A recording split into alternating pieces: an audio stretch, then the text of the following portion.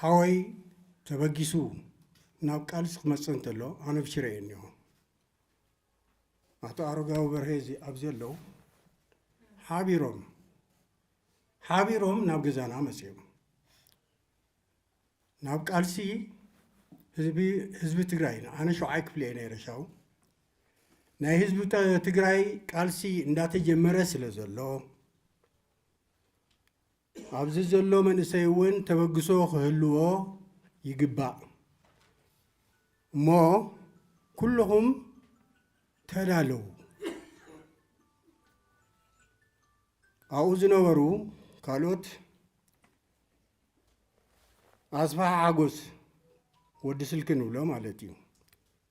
ወይ ከዓ ሙልጌታ ሓጎስ ግደይ ዘራስየን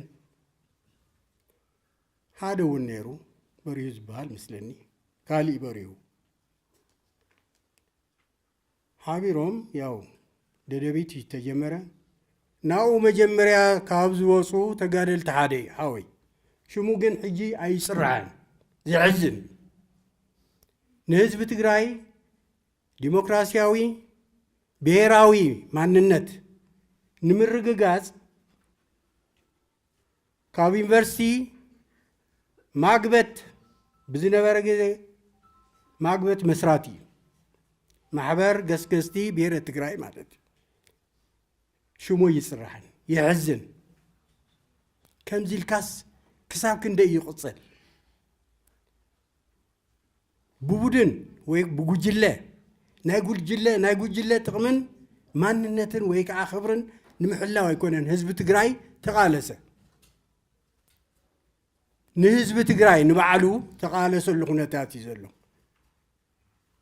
ኣብ በረኻ ሓቢርካ ተበጊስካ ናይ ሓሳብ ፍልሊ ኣብ ጠረጴዛ ዙርያ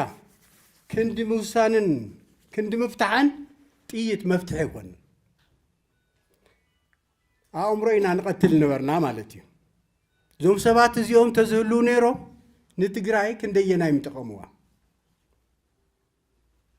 መቸስ ኩሉ ሰብ ሙሉእ እየ ይበሃልን ጉድለት ዘለዎ ሰብ ኩሉ ሻብ ጉድለት እንዳፈፀመ ክኸይድ ግን ኣይግባእን ነውሪ እዩ ባህልና እውን ኣይፈቕዶን ባህሊ ህዝቢ ትግራይ ኣይፈቕዶን ናይ ባዕሉ ኖርም ኣለዎ ማለት እዩ ስለዚ ሓወይ ካሊእ ይትረፍ ዘወንጌል በየነ ዝበሃል ምንኣሱ ናብ ቃልሲ ክብገስ ተሎ ዘወንጌል ሓወይ የበየሎ ኢሉ ስለ ዝሓተተ ጥራይ ወሲዶም ቀቲሎም እንታይ ዓይነት ኣካይዳ ከም ዝነበረ ብጣዕሚ እዩ ዝሕዝን ስለዚ ያው ዝነበረ ኩነታት ብሕግን ብስርዓትን ተኸተለ ተይኮነ ውልቀ ሰባት ዝፈጸምዎ ጠቕላላ ጉድለታት እዩ ውልቀ ሰባት ዝፈጸምዎ ጉድለታት ድማ መቸስ ኣሕዋትና ኣሓትና ኣያታትና ብዘይኮነ መንገዲ ክስውኡ ተገይሮም እዮም ንቐጻላይ ግን ኣብ ትግራይ ከምዚ ዓይነት ካብቲ ዝሓለፈ ተማሂርና ከምዚ ዓይነት ኩነታት ክውገድ ክኽእል ኣለዎ ሓፋሽ ህዝቢ ትግራይ ብሓደ ኮይኑ ንመሰሉ ዝቃለሰሉን ደረጃ በደረጃ ተረባሕ ዝኾነሉ ኩነታት ምፍጣር ኣድላይ ንሪኦ ኢና ሓው ገለይ እንዳተባሃለ ዝግለለሉ ኩነታት እዩ ተፈጠረ ክትትል ድማ እዚ ክውገድ ኣሎ እዚ ክውገድ ኣሎ ስለዚ ኣነ ክብሎ ዝኽእል እዚን እዩ እሞ ንደራሲ ንጸሓፊ ኣቶ ግርማይ ብጣዕሚ ምስግን ሓቢሮም ኣብቲ እስር ቤት ስለ ዝነበሩ ሓደራ ናይ ስውእ ሓደራ እዮም ተወፂኦም እኒኦ ማለት እዩ ብዛዕባ ኤርትራ ሃገር ኣይኮነትን ስለተባሃለ ወይ ከዓ ኣነ ኤርትራ ሃገር ኣይኮነትን ኤርትራ ተፈጠረትሉ እኮ ድሕሪ ዓድዋ ጦርነት እዩ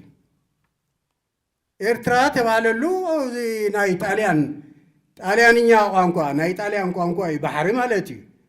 ሙሉእ ትግራይ ዘመሓድሮ ነበረ ግዛት بزي كون من قدي زخير اللغنتات أي كتولون زي ناتي قوام إيرترا بهاجر درجات الرأي كونتن ديمقراطياوي مسألة خرجا قصلو وخم قالوت بير سبات خرجا قصلو كاوصا جن تقبلنا زي بوليو سلازم ولا خير كام قتال سلازم يغني لي كابز الله عليه زرب